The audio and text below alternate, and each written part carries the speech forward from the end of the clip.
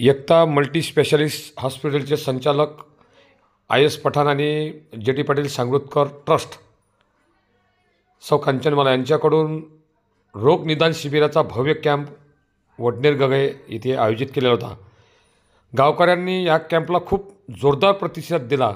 हा कॅम्प 13 ते 17 या 4 दिवसांमध्ये का घेतला गेला यावर सविस्तर आपण विचारू। कांचनमाला 13 जानेवारी हा स्वर्गीय बाबासाहेब सांगरुतकर यांचा पुण्यतिथीचा दिवस आहे आणि 17 जानेवारी श्री कुलदीप पाटील यांचा पुण्यतिथीचा दिवस आहे।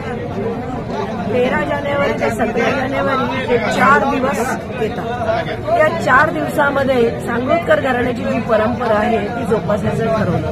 कारण बाबासाहेब सांगरुतकर हा जो ट्रस्ट आहे त्या ट्रस्टचे अध्यक्ष श्री विभूषण गावंडे आहेत। तो ट्रस्ट श्री कुलदीप पाटील यांनी स्थापन केला होता आणि त्याच्यामार्फत खूप कार्यक्रम ते घ्यायचे। त्याच्यामध्ये गोरगरिबांना जेवण असेल, अनाथ आश्रमामधल्या लोकांसाठी पूर्णपणे सगळी प्रकारची मदत असेल, असे कार्यक्रम त्याच्यामार्फत घेतले जायचे। वक्तृत्व स्पर्धा होत्या, सायकलिंग स्पर्धा होत्या जिल्हास्तरीय।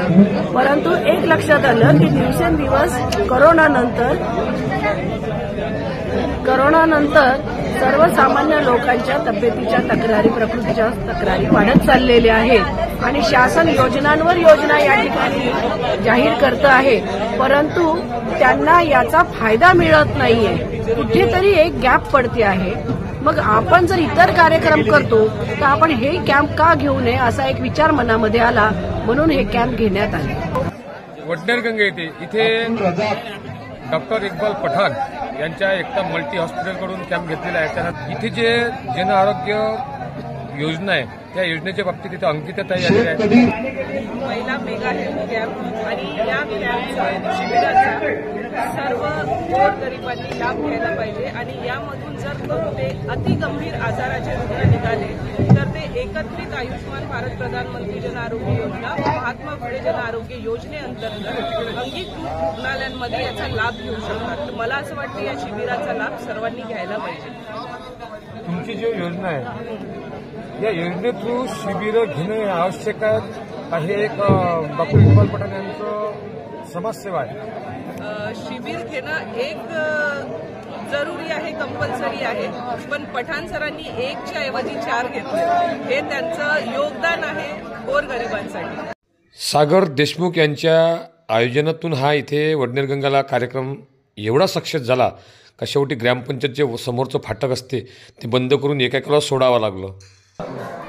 कांचनमाला ते गावंडे यांनी डॉक्टर आणि जे तिथं रुग्ण आहेत त्यांना सुद्धा आतमध्ये येऊन भेट दिली आणि त्यांच्यासोबत याविषयी चर्चा केली। किती पेशंट झाले आतापर्यंत? 100 पेशंट झाले। अच्छा, रिस्पॉन्स शिबिराला चांगला आहे? चांगला आहे, एकदम मस्त आहे। आपलं नाव काय? डॉक्टर समीर शेख। कुठले? मी अमरावती। मी मोहित मावनकर। तुम्हाला पांढरे आणि यांना निळेकर? आम्ही डॉक्टर। पाणी आता नजीक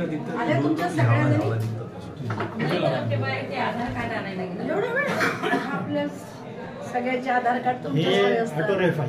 ते नंबर काढतो आपण, हे नंबर काढल्यानंतर ऑटोमॅटिक ते नंबर निघाला त्याचा मॅच करतो आणि त्यांना चष्मा देतो। आणि याच्यामध्ये कॅटरेक्ट वगैरे असं डिटेक्ट होते त्याच्यात, मोतीबिंदू वगैरे असला तर ते डिटेक्ट होते, ते होतं।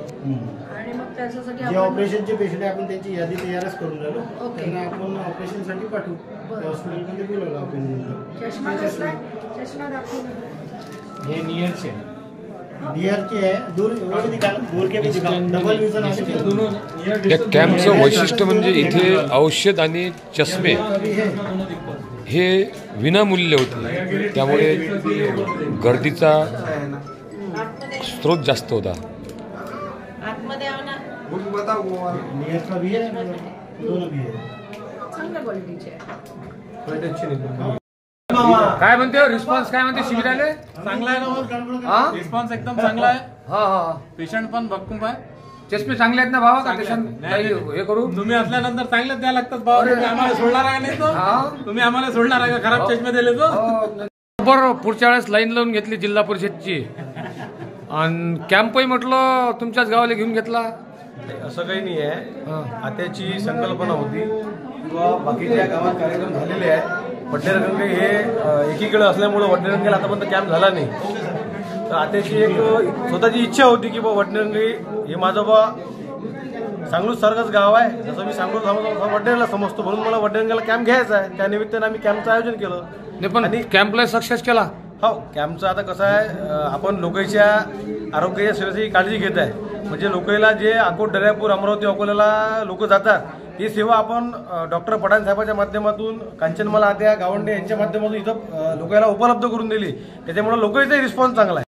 सगळ्यांनी मिळून इथं रात्रंदिवस अतिशय वेळ कमी होता पण तरी त्यांनी मेहनत केली आणि तुमच्यापर्यंत आम्हाला पोहोचवण्यास ते सक्षम झाले. म्हणून या ठिकाणी आज दुसरा प्रश्न राहिला की उद्घाटन करायचा. म्हटलं उद्घाटन काही करू नका. या कार्यक्रमाला उद्घाटक वगैरेची काहीच गरज नाहीये. या कार्यक्रमाला ज्यांना वाटलं ते भेट देतील, प्रमुख उपस्थिती दर्शवतील, तसं आपण त्यांचं स्वागत करू आणि सर्वसामान्य लोकांचं पहिलं काम करू, कारण ते याचा उद्देश आहे. म्हणून या ठिकाणी तुम्हाला असा स्पेशल प्रोग्राम काही दिसणार नाही.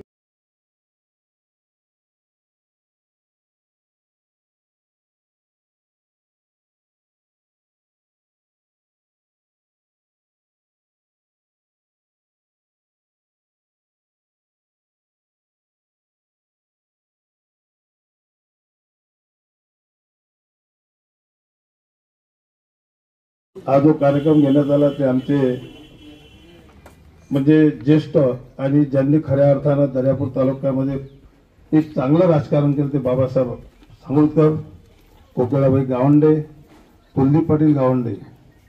तुम्हाला माहित असेल की सांगोलकरचं घराणं आहे बाबासाहेबांचं. नेहमी बाबासाहेबांच्या घराण्यामध्ये सहकार्य करण्याचंच काम झालं आहे.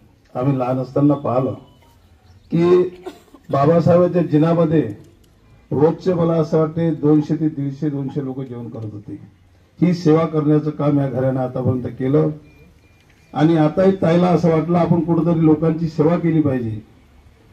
लोकांचं सुख दुःख असते त्याच्यात आपण काहीतरी घारीचा वाटा टाकला पाहिजे. म्हणून आज हे रोग निदान शिबिर इथं घेण्यात आलं.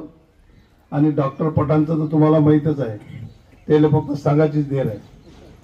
कुठं काय करायचं म्हटल्याबरोबर बिलकुल सर्व यंत्रणा तयार राहते. आणि त्यांचाही सुद्धा तुम्हाला माहीत असेल, त्यांच्या हॉस्पिटलमध्ये गेल्यानंतर सर्व सुख सुविधा आपल्याला मिळतात, जेवणासहित मिळते. पेशंटच्या सोबत कोणी असतं त्यालाही पण जेवण मिळते. अशा प्रकारचं ते सेवा आपल्या दर्यापूर तालुक्यामध्ये करतात. मला माहिती आहे त्यांनी 4 ठिकाणी हा कार्यक्रम घेतला. सर्वांना असं वाटतं आमची लवकर तपासणी झाली पाहिजे, भाषणाकडे कमी लक्ष असते याची मला जाणीव आहे. परंतु कार्यक्रम म्हटलं म्हणजे काहीतरी बोलावंच लागते. घटना का फिरना यूट्यूब चॅनलला लाईक, सबस्क्राईब, शेअर करण्यास